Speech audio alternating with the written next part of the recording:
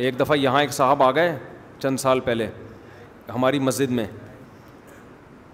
تو مسجد میں ٹھہرا ہوا ہے, مجھے شک ہوا یار یہ بندہ کون ہے. کہہ رہے میں آپ کا مہمان ہوں. میں نے کہا بھائی زبردستی تو میں نہیں کسی کو مہمان بناتا. کہہ رہے نہیں مجھے آپ سے بڑی عقیدت ہے, محبت ہے.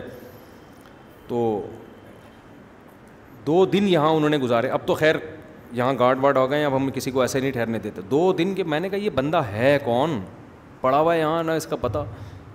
میں نے اس کو بلایا, میں نے کہا بھائی مسئلہ کیا ہے. پھر پتہ چلا محترم لڑکی بھگا کے, لڑکی کو بھگانے آئے ہیں کراچی. یہاں سے دونوں کی سیٹنگ ہو چکی ہے اور یہ ویٹ کر رہے ہیں جب جیسی حالات سازگار ہوں گے الفلاحیہ سے نکل کے اس کو لے کے. میں نے کہا ہمارے پہلے مسائل کم ہیں بھائی, تو کیا کر رہا ہے یہاں پہ. دنیا یہ تھوڑی دیکھے گی کہ یہ کیا کر رہا ہے, دنیا دیکھے گی اس مسجد سے دریافت ہوا ہے. تو لوگ بولیں گے مفتی صاحب نے. میں نے کہا پھر میں نے کمیٹی والوں کو بولا مجھے یہ نظر نہ آئے دوبارہ یہاں پہ.